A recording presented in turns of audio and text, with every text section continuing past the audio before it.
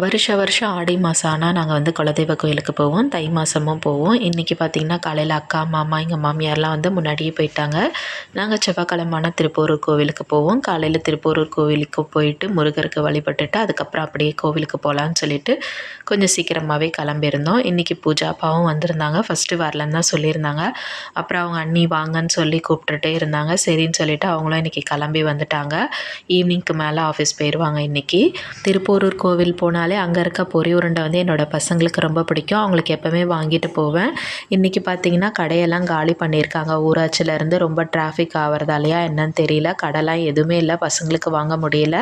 அப்புறம் நாங்கள் அப்படியே குலதெய்வ கோவிலுக்கு கிளம்பிட்டோம். ஒரு 10 மணி ஆகிடுச்சு. அங்கேயே அக்கா எப்போவுமே முன்னாடி போய் பொங்கல் வச்சுட்டே இருப்பாங்க. அதுக்கப்புறம் நாங்கள் அப்படியே போயிட்டு சேர்ந்து சாமி கும்பிட ஆரம்பிச்சிருவோம். போகிற வழியெல்லாம் இது நாகப்பழ சீசனான்னு தெரியல, நிறைய நாகப்பழம் மரத்துலேருந்து கொட்டி இருந்தது.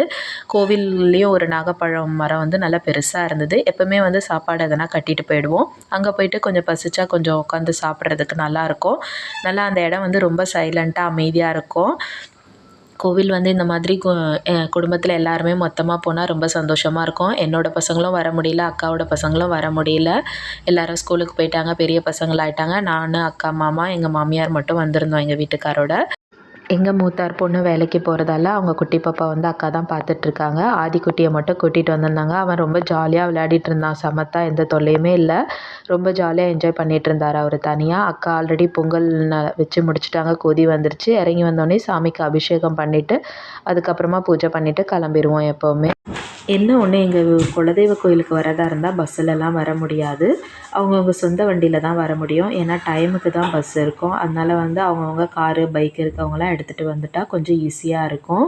இந்த புடவை வந்து போன வருஷம் ஆடி மாதம் எடுத்திருந்தேன். தைக்காமலே வச்சுருந்தேன் ப்ளவுஸு. வேறு ஒரு புடவைக்கு ப்ளவுஸ் வச்சுருந்தேன். அதை கான்ட்ராஸ்ட்டாக இருக்கும்னு சொல்லிட்டு போட்டுட்டு வந்துட்டேன். இதோட ப்ளவுஸ் இன்னும் நான் ஸ்டிச் பண்ணல. இங்கே வந்து நாகப்பழம் மரத்தில் வந்து காயெலாம் நிறைய இருந்தது. அதெல்லாம் பறித்து பார்த்துருந்தேன் எப்படி இருக்குது காயின்னு சொல்லிட்டு சும்மா. அதே போல் இங்கே அடிப்பம்பு வந்து வச்சுருக்காங்க. இதெல்லாம் வந்து நம்ம சின்ன வயசுலலாம் இந்த அடிப்பம்பு வந்து தெருவுலலாம் இருந்திருக்கோம். ரொம்ப வருஷம் கழித்து இங்கெல்லாம் இதெல்லாம் பார்க்குறது ரொம்பவே நல்லாயிருக்கு. அப்புறம் ஈவினிங் பார்த்திங்கன்னா வீட்டில் டிவி வந்து ஒரு 1.5 மாதமாகவே இல்லைன்னு நிறைய வீடியோவில் சொல்லியிருப்பேன். டிவி போய் புக் பண்ணலான்னு சொல்லிட்டு கடைக்கு கிளம்பிட்டோம். பூஜா வரல. என்னோடய பையனும் எங்கள் வீட்டுக்காரரும் மட்டும் நாங்கள் போயிருந்தோம். மாடு வந்து வீட்டில் இருந்ததுன்னு நிறைய பேருக்கு தெரியும். மாடை விற்றுட்டோம். மாடை விற்று வந்த பைசாவில் தான் வாங்கியிருக்கோம் டிவி. ஃபுல் ரேட்டு கொடுத்தே வாங்கிட்டேன், இஎம்ஐயில் வாங்கலை. 43 இன்ச்சஸ் ஃபுல் ஹெச்டி வந்து சாம்சங் பிராண்டு தான் வாங்கியிருக்கேன். மாடு விற்றது ரொம்ப கஷ்டமாக தான் இருக்குது. ஆனால் மாடு இருக்கிறதால வீட்டில் ஒரு சில பிரச்சனைகள்லாம் வந்துகிட்டே இருக்குது. அது கொஞ்சம் மன கஷ்டமாகவே இருக்குது. அதனால தான் வேறு வழி இல்லாமல் மாடை விற்க வேண்டியதாக ஆயிடுச்சு. இப்போ நானும் வேலைக்கு போகிறதால கன்றுக்குட்டிக்கு தண்ணி வைக்கிறதெல்லாம் கொஞ்சம் சிரமமாக இருக்குது. ஆளுங்க வர்றதுக்குள்ளே கயிறை முறுக்கிக்குது. அதுக்கு எதனா ஆகிடுமோன்னு கொஞ்சம் பயமாக இருக்குது. எப்போவுமே வந்து நம்ம எந்த ஒரு பொருள் வாங்கினாலும் அந்த பொருளை விட அதுக்கான வர கிஃப்ட்டு மேலே தான் எல்லாருக்குமே ஆர்வமாக இருக்கும். அந்த மாதிரி தான் இன்றைக்கி நானும் என்னோடய பையனும் எங்கள் டிவிக்கு கிஃப்டாக வந்த பாக்ஸை வந்து அவ்வளோ ஆர்வமாக பிரித்து பார்த்துட்ருந்தோம். எப்போவுமே நிறைய பேர் இதை உணர்ந்திருப்பீங்களான்னு எனக்கு தெரியல. அந்த கிஃப்டாலேயே நிறைய பொருளை நம்ம ஏமாறுறதுக்கு வாய்ப்பு இருக்குது.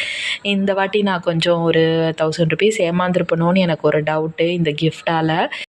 லாஸ்ட் டைம் நான் ஏசி வாங்கும்போது கிஃப்ட்டு வேணான்றதில் தெளிவாக இருந்தேன். ரேட்டை கம்மி பண்ண சொல்லிகிட்டே இருந்தேன் ஆன்லைன் ப்ரைஸை விட. இந்த வாட்டி நான் அந்த அளவுக்கு பேசலை. சரி கம்மி பண்ணிவிடுவாங்கன்னு சொல்லிட்டு விட்டுட்டேன்.